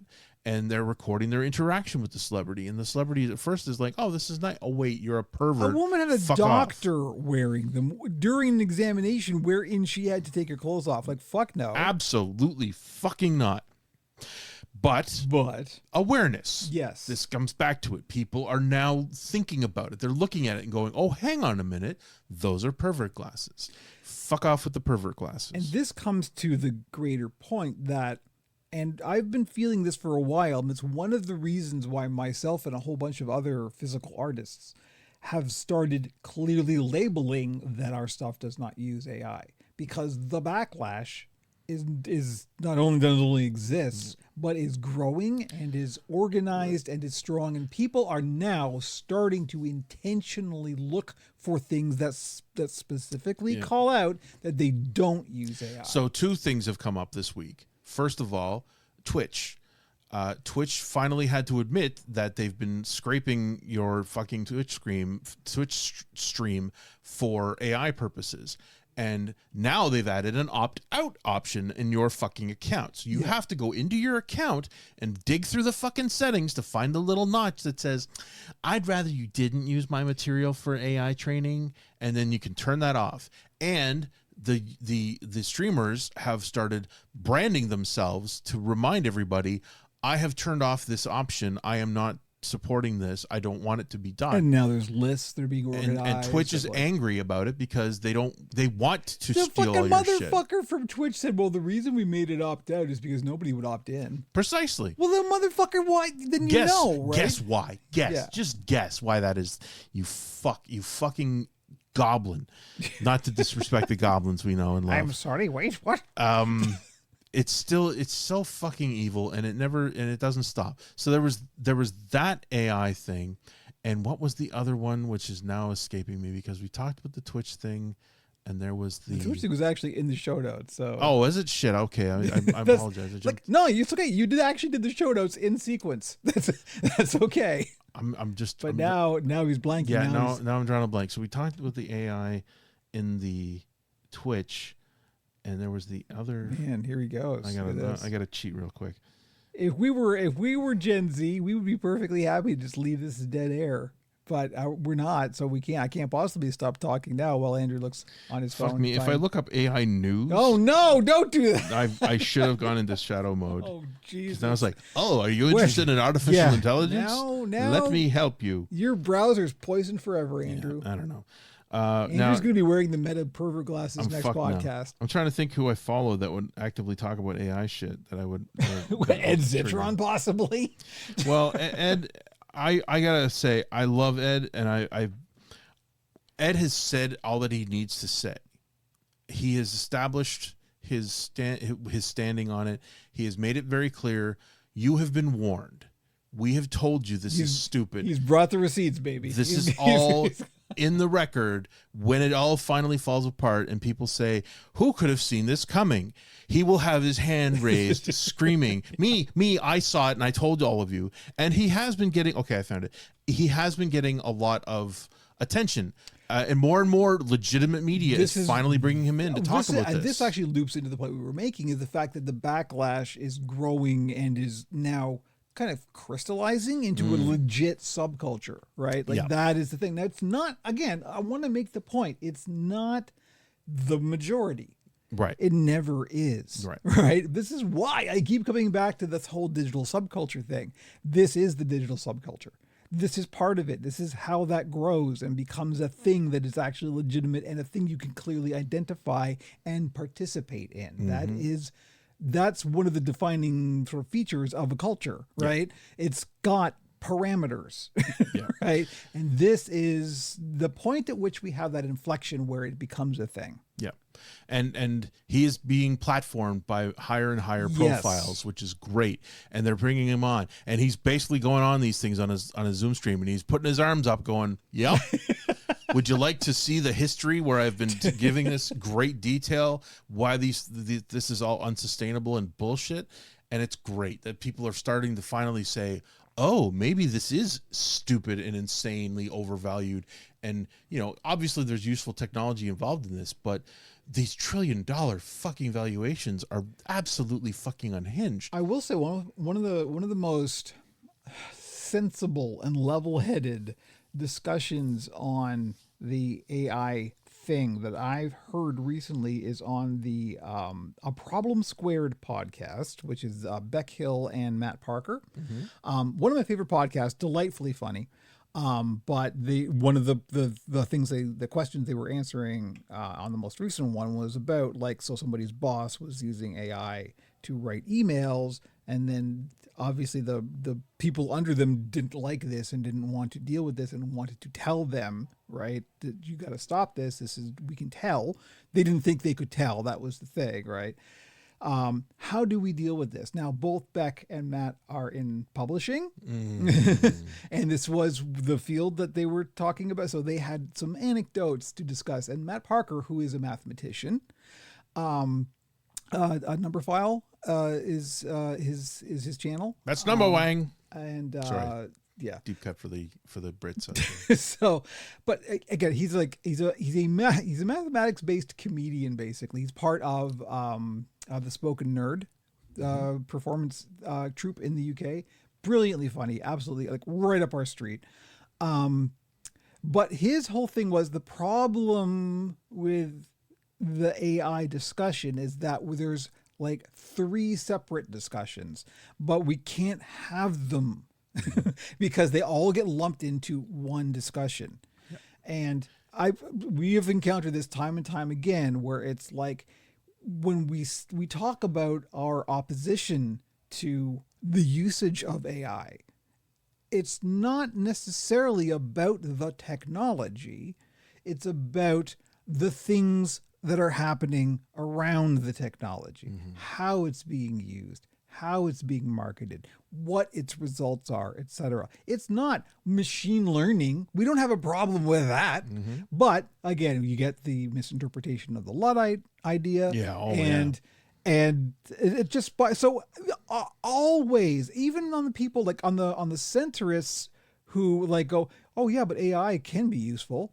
It's right. That's always the argument against it. And it's like, we needed to take our time with this. We needed what OpenAI was created for, and openly made their fucking mission statement was that we need to control this. We need to develop the systems and keep them reasonable and keep them out of the hands of the billionaires that are trying to monetize it. We need to make sure that the technology is lifted up and gradually brought to life as it should be instead of monetized. And then somebody went, yeah, but what about money? And they went, fuck, you're right. We got to do this. Or realistically was like, but what about the Chinese? Oh shit, the Chinese. Shit, we need to do this money. We need to money this now. Money. Anyway, the other thing I was mentioning is the story about, it's a specific one. Our good friends at Aftermath. God love Aftermath. We love Aftermath here. The story was that there was a person named Stella Sacco, who was the former lead writer at Saber Interactive. Yes. So she was she discovered that the game she had worked on with Saber Interactive, Rideshare Simulator. Ooh, Jesus Christ. It's bad enough that you're handed over the task. Hey, we need you to be the lead writer for Rideshare Simulator. Man, just you talk about ill-conceived from the beginning. Just like you talk about slop. It's a game. You are making a game about living in the dystopia that is living that while you're living in the dystopia. Like, what if Crazy Taxi, but much slower? Like the bus simulator game is funny because of how specific it is and how you drive a fucking bus around and you get rewarded for doing it correctly, whatever. But she said, I didn't even see this had been announced. I was lead writer on this one, and Saber replaced me with ChatGPT midway through development. All the passenger voices were AI too. Either they changed direction at some point or they're not disclosing it on Steam. This is where we are, is these companies are now using AI extensively and pretending they're not, because now it's toxic. If you say we're using AI, everybody's using AI. Why do we have to say it? Because everybody's using it. It's okay that we're doing it because everybody's using it. Why should we be identifying the fact that we're using it? Obviously we're using it because look at the shit we're producing, but everybody's using it. So we're all the same. So why should we be tarred and feathered with the AI? So this motherfucker posted well, first they had a reasonable response. Neither Saber nor Uni-Engine have replaced any writers with AI for Rideshare or any other game. In fact, our writers have tripled since 2023. Rideshare's story was written entirely by real people. The game will also feature an experimental free ride mode that necessarily incorporates AI, as the number of passengers in the game is infinite. We are firm believers in using AI tools to improve or enhance gameplay experiences and improve NPC behavior, as we have done since Saber was founded in 2001. Red flag right there. None of our 3,000 plus employees have to worry about being replaced by AI. It's just a tool we're using. Perfectly reasonable that we're using this tool that is based on evil and should never have gotten to this stage. But, you know, again, the technology was there. It was not created legally or legitimately, but we're using it because fuck you, we're using it. You don't want to play the game, then don't play the game. And then Sacco responded, they can say what they want. I was there. I posted on Facebook about it at the time and I mentioned on Blue Sky several times without using the game's title. You know, she was able to talk about the situation without being specific because, you know, NDAs or whatever. They took me off the project to use ChatGPT to write the rest of the text, including planned live updates. If they change plans in the intervening years, that's great. But again, I was there. It was my job to write the game. And then once it wasn't, once Matt Karch decided to use ChatGPT, and that would be great publicity for the game. They obviously thought, this is amazing because we got the core game, which was written by humans, and then we've got the after game, which you can play forever, which will use the incredible power of ChatGPT. So this comes back, and this was before it was a poison, right? And even then, I'm guessing this was based on the original, much more reasonably priced version of ChatGPT before reality kicked in. So I'm even wondering if this is stuff that would live on their servers, or if it's still just going to ChatGPT every time you play Rideshare Simulator and you pick up an AI creature. It has to go into the ChatGPT system. How many tokens is that going to cost? If this game were successful, what would it cost this company to actually run it? I think in the interim, in the last couple of months, when they've had to start actually charging for token use to a more reasonable level that actually is costing them, they're going to go, what the fuck? No, we're not paying that. What the fuck are you talking about? Jesus Christ, this game, we'd have to charge $300 to play this game, and then $70 a month just to have random AI created assholes going, hi, I'm excited to go to this wonderful new restaurant. Would you like to hear more about it as we go there? And it turns out to be an ad for the restaurant, which is real. So, and this comes back to the Steam AI disclosures section where it's voluntary, as it has to be at the beginning. This shit has to be made by the people. And then this dipshit who runs the company, the CEO, made what actually I'm not going to read it. It sounds like it was written by ChatGPT to shit talk this writer. Like, it starts off with, Stella who? I had to ask Claude because I have never spoken to her or seen her, and then proceeds to shit talk this woman, and then go on about how, look, we had people make this and we're using AI for the rest of it because everybody does. We look at our use. I'm going to talk about it anyway because of course I'm going to use it. We look at our use of AI in this particular game, which will be a lower price title as a plus for consumers. We're passing the savings on to you. Is Jesus Christ. So he's wearing a striped shirt and a fedora. Jesus. So suspenders. And then Stella said, everything I said was true. Here's more truth. That statement is remarkably pathetic for the CEO of any company to be making, and combined with the AI use, it will do far more damage to Saber's reputation than it ever could to mine. This screed will be many people's first exposure to the Saber brand. And then Mega 60 or Giant Bomb via Mega 60, I don't know if Mega 64's, but anyway, Giant Bomb did their own take on it, which of course is delightful. And then Stella said that the CEO has actually reached out to her directly and apologized. So she's just giving her perspective on this based on his discussion. Said, last night, to my great surprise, I received a long email from Saber Interactive CEO Matt Karch. He apologized unreservedly for the awful way he spoke about me in the press. The email's full text will stay between us. I'm not that kind of girl, but I have confirmed it was from him. Matt said he regretted escalating and how people online were speaking about me. I'm not worried about being called slurs by random commenters. I'm a trans woman. That's every day for me. But it stunk to have my skill and reputation built of 20 years in games publicly I didn't realize it was a trans woman. Neither did I. Here's a whole other layer to that. I kind of didn't mention that because I discovered it the same way in her response. So it didn't even come up. It's side note. It's great that this isn't even part of the fucking conversation until she mentions it later in the discussion. One thing I saw people saying about me and that Matt fueled the flames of too was that this is not my first time calling a former employer out, so I must love drama or be hard to work with. Very common. The truth is, bad treatment is everywhere in games. I'm just more willing than others to call it out. And I call it out so maybe others will be willing too when it happens to them. I've been firm from the beginning that I was telling the truth. I think we can all now agree that's been borne out. Matt expressed a desire to make it right with me. At this time, I don't really know what that looks like for me, and I'll have to take some time to sit with it, but I do at least accept his apology. None of this changes my stance on AI.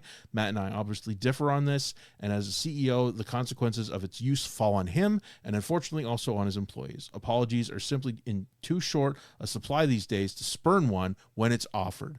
God willing, this is the last statement I'll need to make about this, Stella. God love her. What an amazing statement to make, to say, I accept your apology. We can now say, did he get ChatGPT to write the apology? Yeah. Well, I suspect she would have been able to detect that. I think at the very least, she would say, if he was in a point where he was willing to ask ChatGPT to craft a logical, contrite apology, that's a step in the right direction. The fact he may or may not have actually written any of it, I don't know. Again, people assume that he asked ChatGPT to make a roast for his response to sound like a big boy and like we're all using AI now. Let's get in line and accept the reality of today.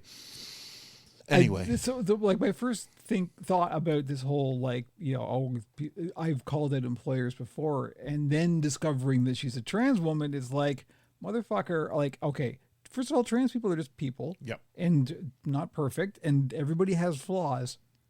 But I guarantee you, trans people are some of the bravest motherfuckers you will ever meet. Absolutely. And they are fucking fearless. Yep. When bullshit happens, they call the bullshit. Yep. So, of course, if bullshit has happened to her before, she's going to call it out. And I guarantee you, bullshit has happened before. 100%. So, like, yes, of course. So it's great.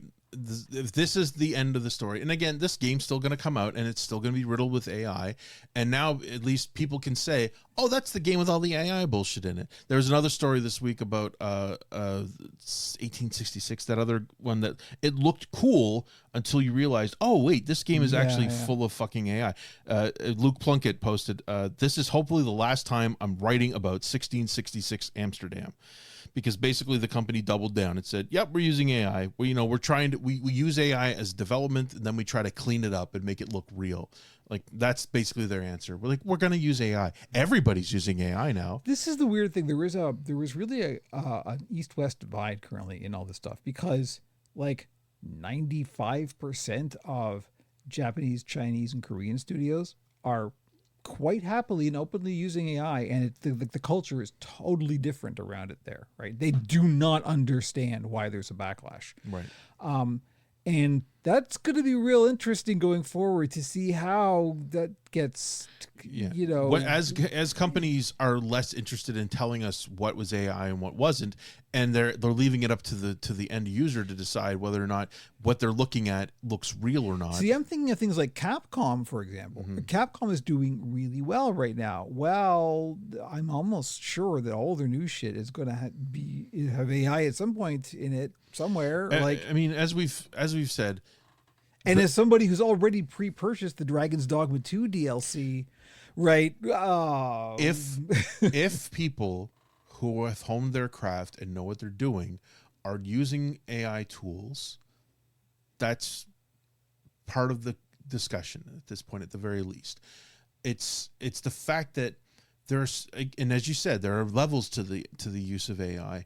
And it's so easy to just immediately say, fuck it, I don't want anything to do with it, as we should, honestly, to the point where maybe don't use AI as a tool, even if you're an animator or a designer. Just don't use it.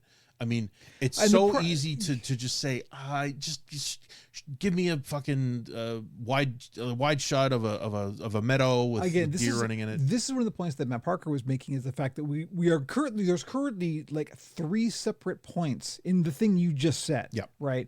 It's like, first of all, it's what are we calling AI?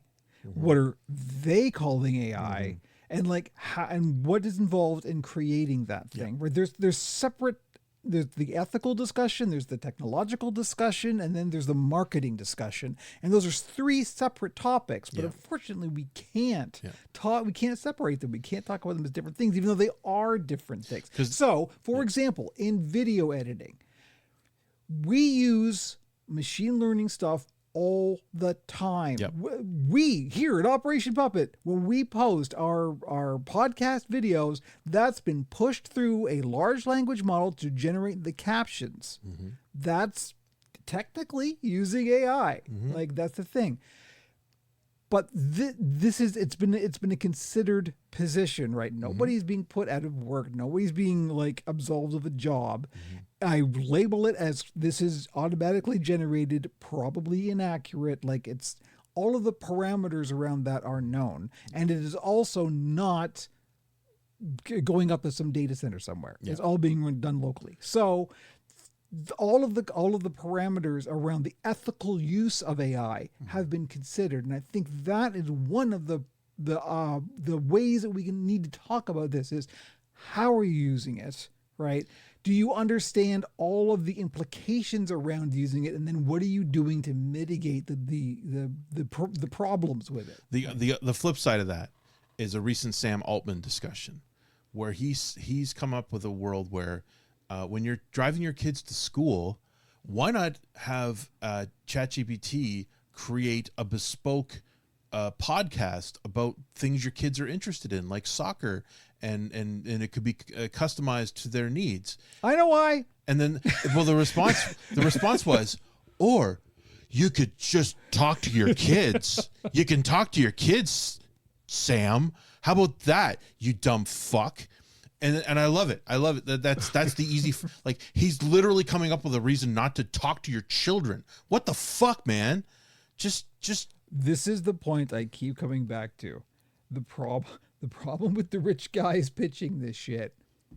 It's the William Gibson quote, you know, the incredibly rich are not even remotely human, right? It's like they don't live in our world. Yeah. They don't. No. This is what we have to understand. When Sam Altman says shit, when Dario Amodei says shit, when fucking Jeff Bezos says shit, they don't live on the same planet you do. They don't share your reality. Right. They don't experience the universe the same way that ordinary fucking people who have to like get a job and buy groceries and live their lives, they don't live in that world. And the fact that people hear the shit that they say and go, that's brilliant. Yeah. That's so smart.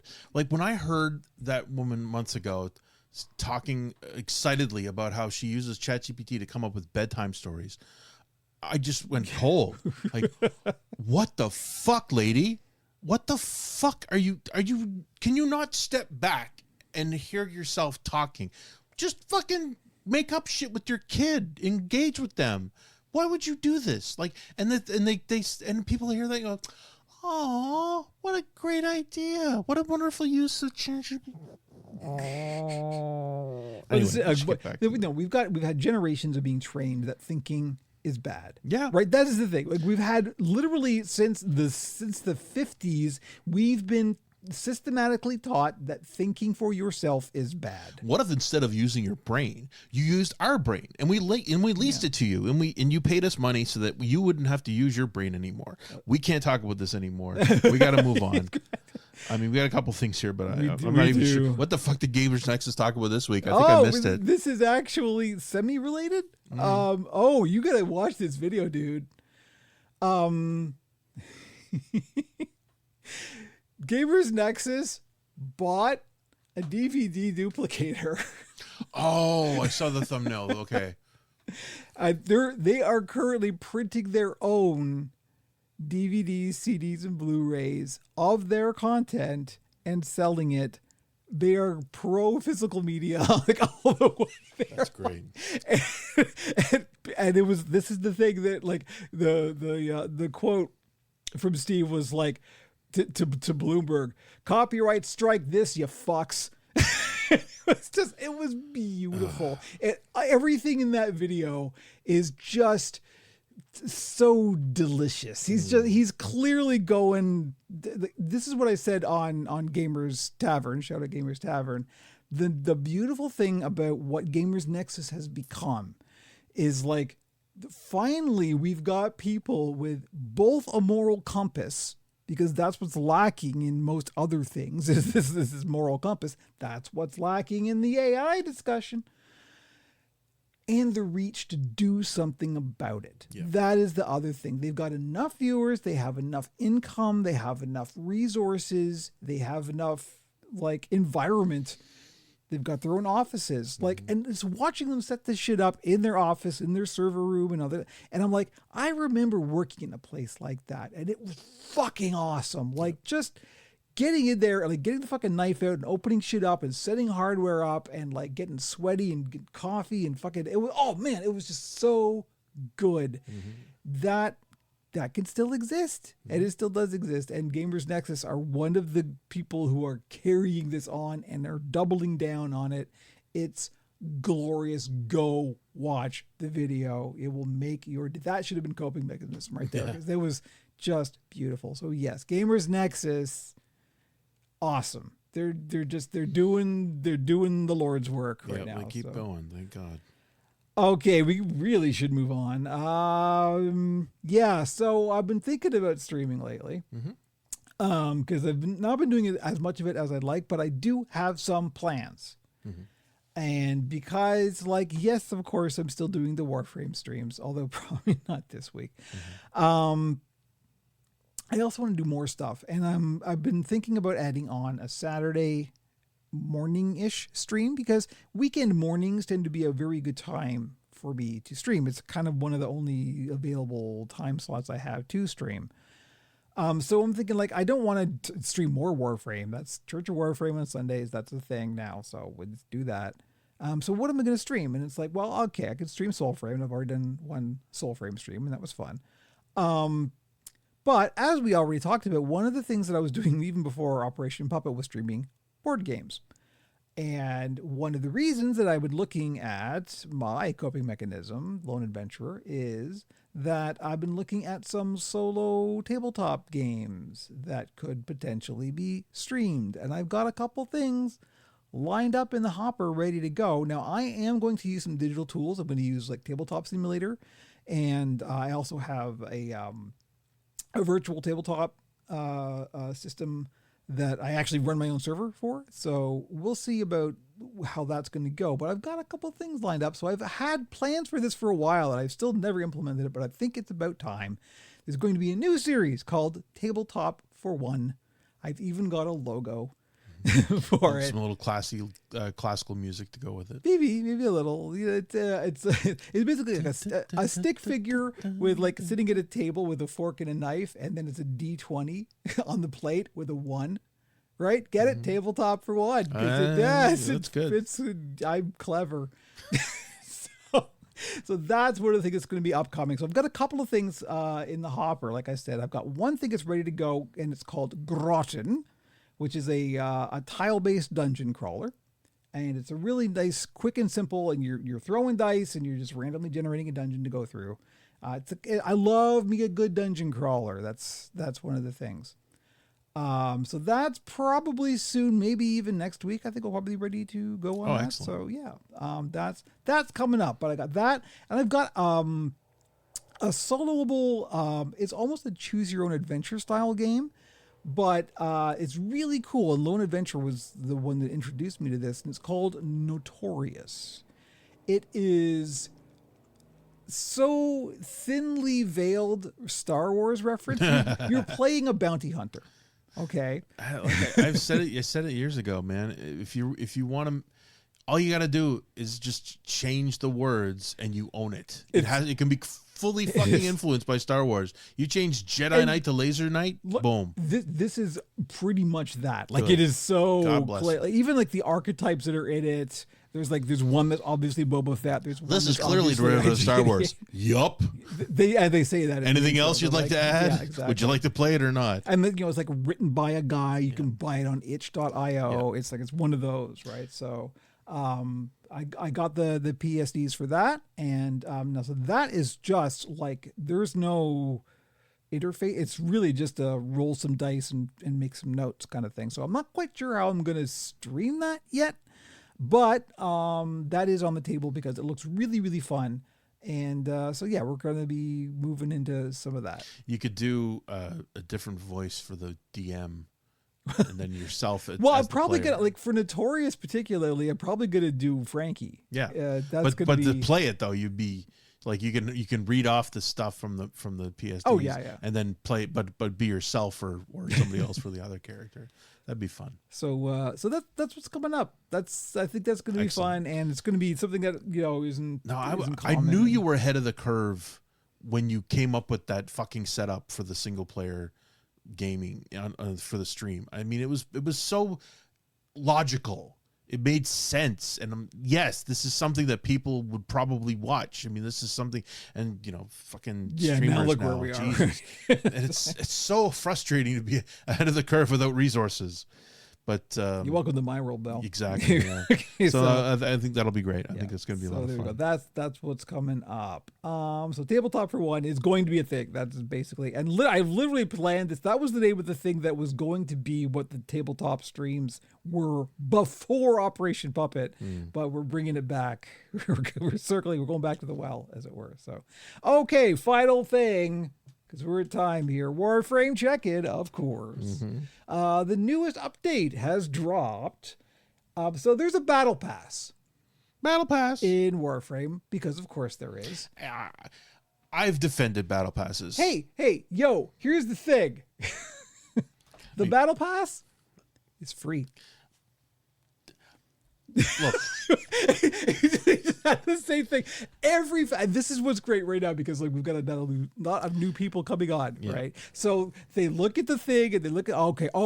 here we go. Here we go. Here's the battle pass. What do you mean it's he's free? got the premium battle pass too, of course. But it's not. There's no.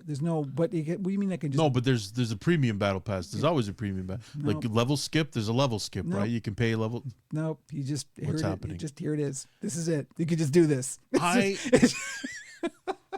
I understand dark patterns. I understand what's there. I liked having bounties in Destiny. I liked having simple things to do for rewards. And they added it after I stopped playing regularly. Right. They've always had some bounties. They changed the way it worked, and the way it works now and forever is basically an infinitely recurring amount of bounties. Like as you complete them, you get more of them. The rewards become less for the day, but again, there are daily bounties and there are weekly bounties. And I always liked having a little something to aim for. It's a little carrot. It switched it up, and it was kind of brilliant in a lot of ways. It was some. So you'd be playing, you got your build, you're doing your thing, and then you get a bounty that says, "Kill stuff with stasis." And you're like, well, I'm running an arc build, but fuck it. You switch over to your stasis boy. You pew, pew, pew, and you're like, oh, man, I like stasis. It leads you into doing things you wouldn't normally do. Right, and it doesn't have to be a complete it's just change the way you're playing it up. Like, reset your brain rather than just, like, Diablo, where you just zone out and you spin to win. Have some variety. Do a different thing. Right, but it has to be in an environment where it doesn't hurt. To switch, like Diablo is starting to implement builds. I still haven't successfully created an environment where I can literally go from a completely different build without having to redo all my armor and shit. Sure. So I don't know if that's. I haven't put in any time into it, but hopefully I'd like to believe that they have created an environment where you can literally jump between builds without having to reload your character or whatever. Isn't that what the armory is? I think it is, and I haven't, but I don't. I think the armory might be just literally your armor instead of your loadout. Yeah. But also that affects it comes out of your actual storage, so it takes up a chunk of your storage to have that full build, yada yada yada. Right. And then you've got to worry about the stuff, the jewels and shit that you're putting in it. Anyway. So there's a battle pass. The normal battle pass, it's called Nightwave in Warframe, and it's themed around a radio show. So it's Nora Is it a Knight. synthwave radio show? It's the DJ of Nightwave is Nora Knight, and she's basically like Venus Flytrap kind of style, right? She'll pop in every now and then with some words of wisdom, right? So it's just these motherfuckers. It's so good. It's I know. You'll complete something and then Nora will pop in and go, ling them low and burn their shadow. And it's like, oh fuck, oh, this is so good. I feel every time you get into this shit, and I know you've been. I want to be into it, and I've just allowed myself to be distracted by other things, and I really need to really. This is the nice thing, though, Andrew. It's it's waiting there. Exactly. There's no pressure, man. I know, and that's one of the reasons, and I love it for the fact that I don't have FOMO for it because of the fact that they're not going to leave me behind. But I still would like to experience it. So anyway, that's the normal battle pass. And this is the first time in a very, very long time they've actually changed it up. So I have to explain this in order for you to understand what this is. But in Warframe 1999, which takes place in this In weird 2017. It does take place in that universe's version of 1999. Right. So the whole Warframe universe is basically like it's our solar system, but in an alternate timeline kind of thing. Remember 1999? I remember 1999. Oh yeah, it was a pretty good. So year. there's like Warframe equivalents of this stuff we would recognize, but it's all different-y. It's all like, so it's not our world, it's not our universe, but there are equivalents it's thereof. Like right? what does Blade Runner's 1999 look like, right? But in Warframe 1999, there's a whole cast of characters. This is where the Hex was introduced, and this was the very first introduction of the proto-frames. You may have seen Warframes that don't look like Warframes. They kind of look like people, and they've got voices and faces of people, and maybe you've been confused about that. Those are the proto-frames. Proto-frames are basically people who got, without getting too spoilery, who got Warframe powers, let's say. So they're not the beginning of the name Proto-Frame is deceptive because it implies they're the first, but they're not. They have come afterwards. They have been infected, as it were, by the Warframe powers of a specific Warframe.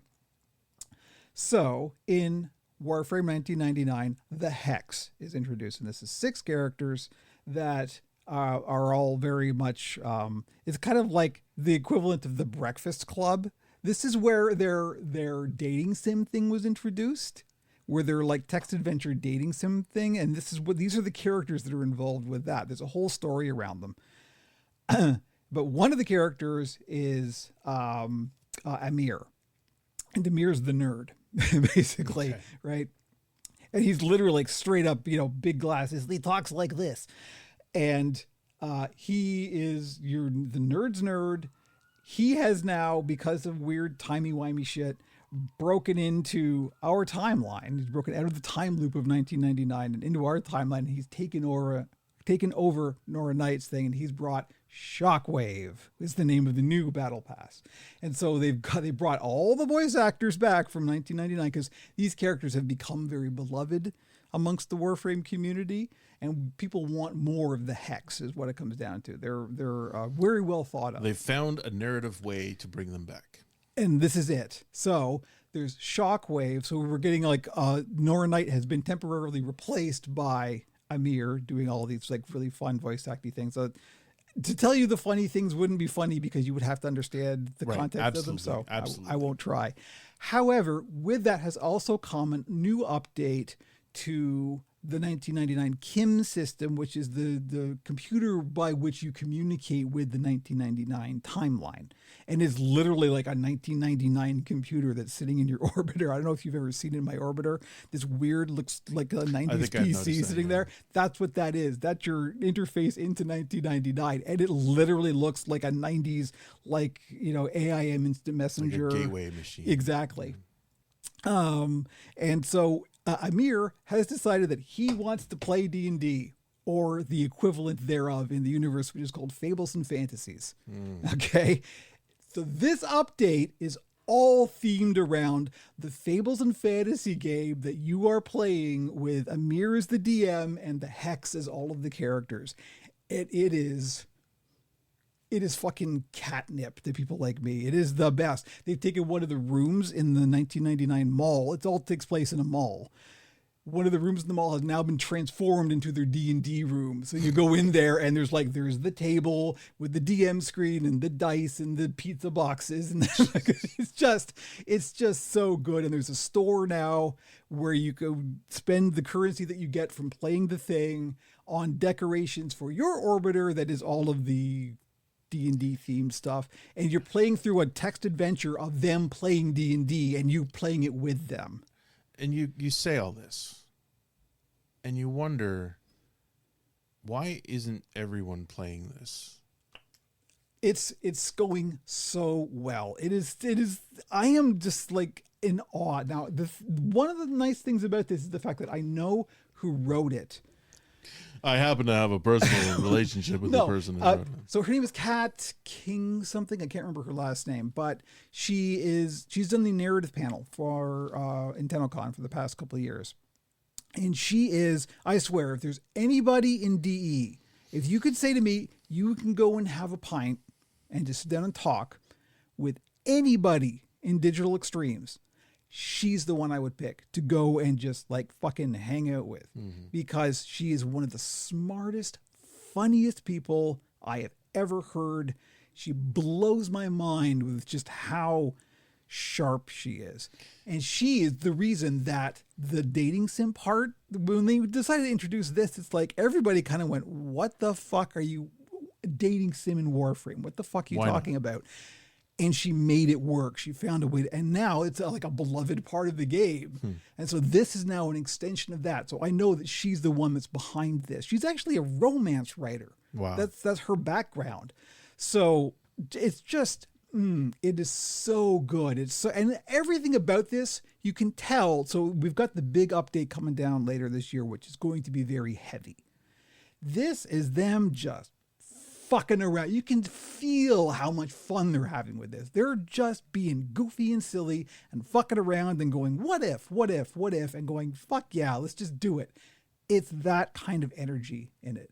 And it is delightful and charming. And it is so many good things. I can't say so many good things. Anyway, that's the latest update in Warframe. This fucking game, man.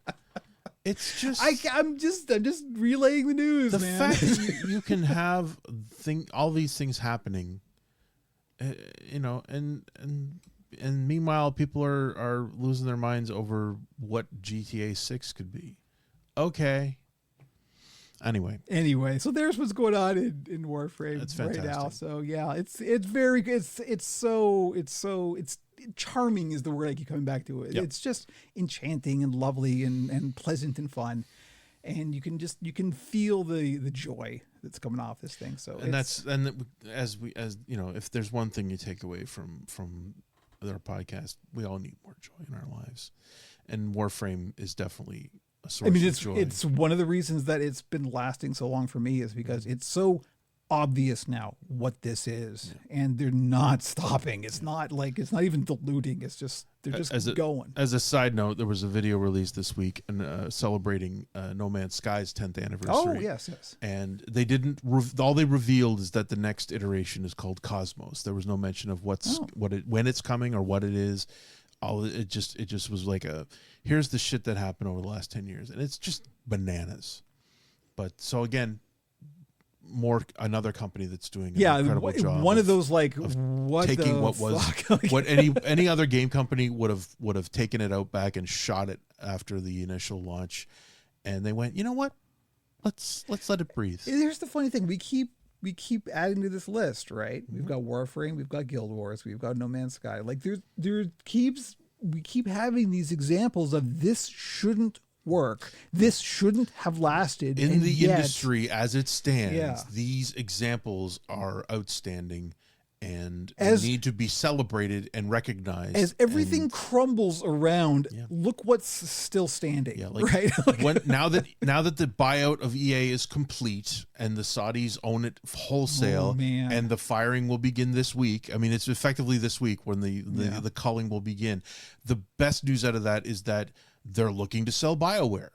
Great. Oh, are they? Maybe it could be independent, or somebody else can take it over and let it maybe come back to what it once was. I don't know. Anthem 2, let's go. A lot of there's just at the very least there will be blood on the floor, but hopefully a lot of people will be free, and other companies will let them, and we'll come back to a place where we can have more titles like this, where they can develop and let them breathe and let them take their time. I think if anything, I mean, that's the only hopeful note I can see is yes, we are in a period of disillusion, massive destruction. And I mean, you cannot overstate how bad things are, but out of that, there can be something that grows, a renaissance. And this is the kind of things we should look to as an example of how to do it right, because it can be done right.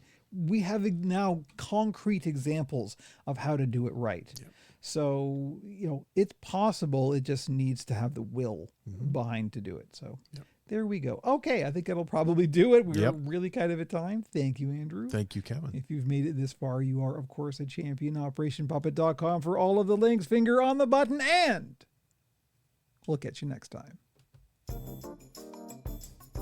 You have been listening to Pixels and Puppets, the Operation Puppet podcast. Visit www.operationpuppet.com for all our links.